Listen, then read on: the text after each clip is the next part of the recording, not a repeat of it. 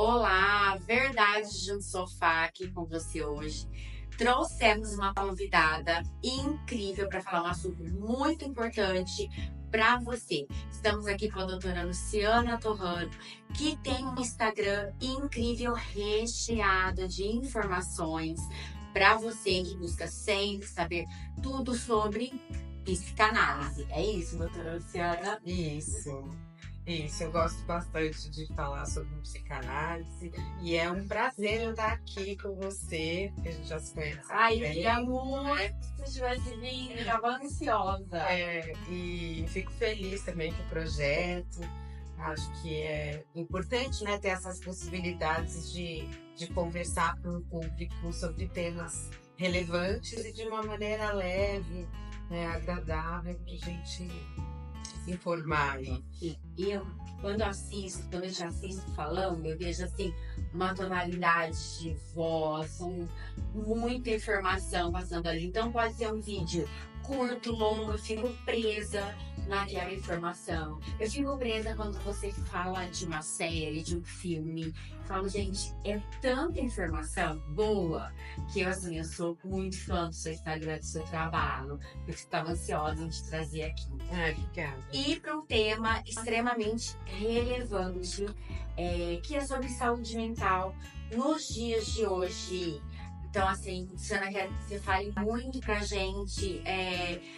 Gostaria de uma conversa bem informativa, uma conversa que traga aí, assim, os alertas mesmo para nós, porque nós vivemos uma era digital, uma era totalmente bombardeada de informações. Informação é sempre muito importante, mas informações que estão criando em muitas pessoas, em nós, mulheres, homens, crianças, família, de modo geral, ansiedade, frustração, comparação.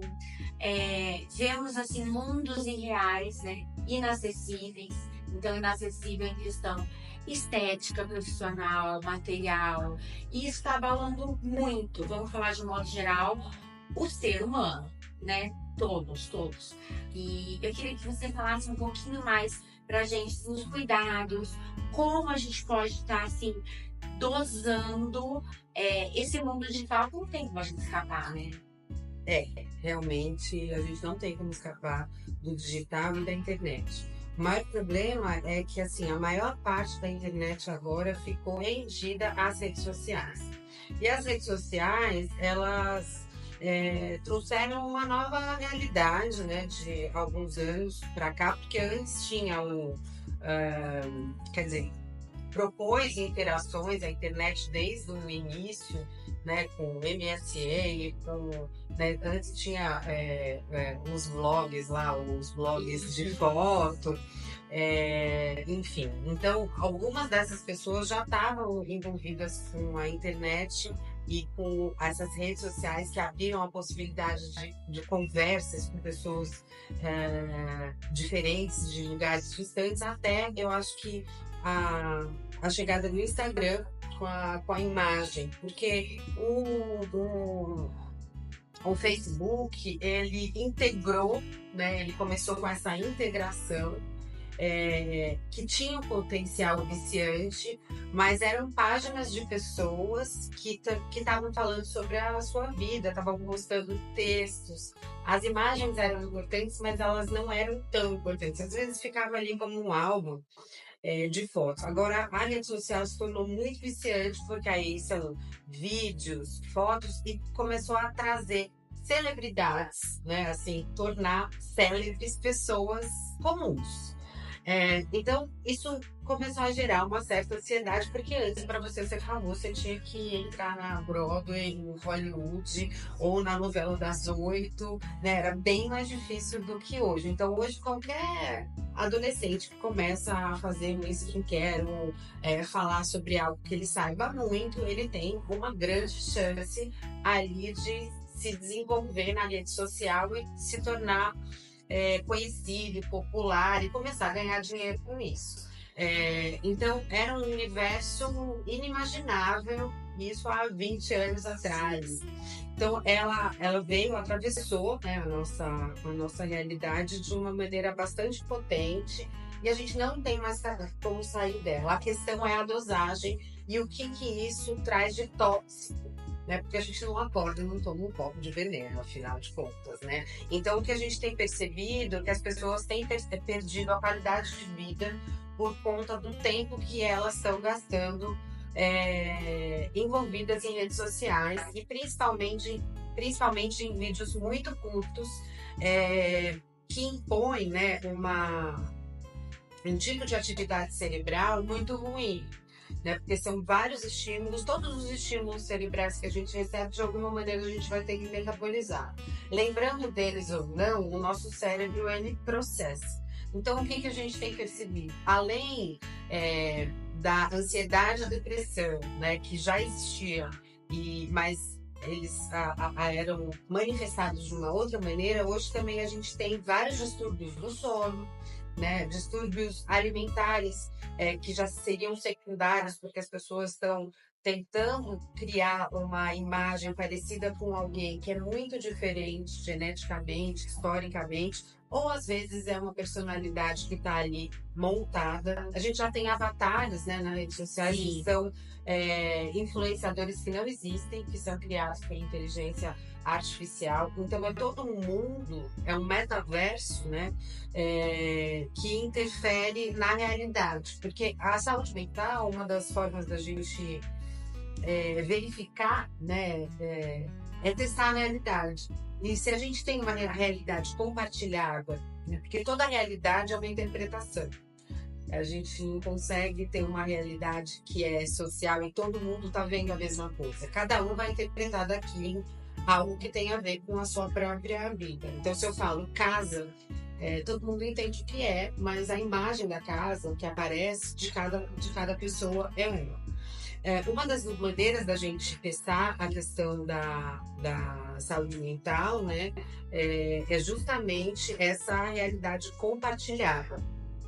Então, a gente precisa ter uma diferenciação clara entre o que é o mundo externo e o que é o mundo interno. O que está acontecendo dentro de mim, que são minhas opiniões, né, e o que está acontecendo no mundo. E eu posso compartilhar. Vamos dizer assim, essa barreira entre o mundo interno e o mundo externo vai ficando muito confuso com a rede social, né? Porque as pessoas começam a se influenciar, né, por vidas e imagens de personagens que são muitas vezes inatingíveis, até por questões econômicas, às vezes econômicas, sociais mesmo. Então são vidas muito diferentes. Às vezes inatingíveis, inacessíveis. Isso. E o inatingível e inacessível também é de cada um, não. Mas eu penso assim, ó, você tá aí naquela rede social, tal, é muito importante ter muita informação boa, o mundo que tá girando, a gente tem que estar ali conectado, sabendo. Sim. Mas é muito complicado, principalmente que entra agora a questão da terapia. Quem faz terapia, quem se entende como ser humano, como pessoa, que faz uma terapia, você acredita que tem assim, ó, epa, isso aqui é um sinal que eu tenho que parar. Não, isso aqui não tá muito bom pra mim, isso aqui tá tóxico, seguir essa pessoa não tá legal, seguir esse conteúdo não tá me fazendo bem. E tem a pessoa que não tem esse conhecimento, não. Então, tá aí, tá seguindo. Você falou uma coisa muito interessante de você entre o nosso interno e o nosso externo. Então, corre o risco, de acredito que acontece mesmo, da pessoa se perder dela mesma. De você acreditar que você vive naquele mundo digital e, de repente, até se perguntar, quem sou eu? O que eu quero? O que eu tô fazendo aqui?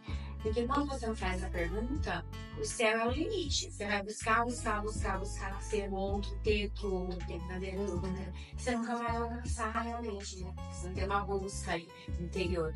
É aí que entra a terapia. E o quanto é importante, né? A saúde mental. Eu acho que a psicoterapia deveria ser... Todo mundo deveria fazer. Mas eu acho que quando ela é indicada nesses casos, né, de desorganização de identidade. E quando você fala, né, o que eu quero, se a pessoa ainda puder se investigar e utilizar a rede social como uma referência para ela ir em busca dos interesses que são legítimos dela, tem muita coisa boa, né? E tem muito o que explorar na rede social.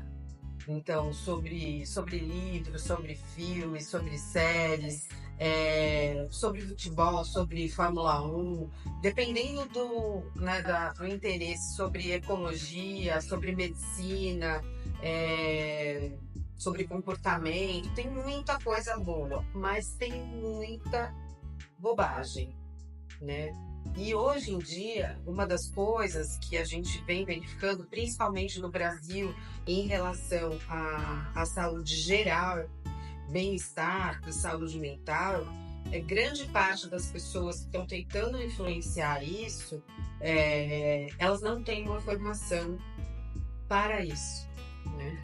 Então, às vezes, constroem comunidades grandes, com pensamentos enviesados, pensamentos ideológicos que podem estar ligados, né, a ideologias como discursos de ódio, machismo, alguns discursos extremamente conservadores que podem fazer com que algumas pessoas sofram, né, diante daquelas histórias, porque é uma coisa que funciona para um, pode não funcionar para o outro, né? Então essa delicadeza no cuidado com o outro, quando você está falando de uma maneira geral, que você tem milhões de seguidores, você tem que atingir a maioria, né? E provavelmente aquela pessoa que está em grande sofrimento, ela vai até essa página e ela não vai se encontrar, né? Ela vai ficar cada vez mais à margem. Então, isso tem sido um problema. Então, buscar sempre, quando for consultar, porque eu falo que o Instagram virou uma grande páginas amarelas nos anos 90, né? Sei lá, de quando eu era criança. A nossa famosa lista telefônica. Então, tomar muito cuidado com quem é esse profissional, né? Tentar procurar se ele se ele tem uma formação, aonde que ele se formou, né? Tem muito psiquiatra que não é psiquiatra, não fez residência, não tem título de especialista, tem muito, né, outros médicos, dermatologistas, endocrinologistas que não são. Então, é muito importante você procurar, né?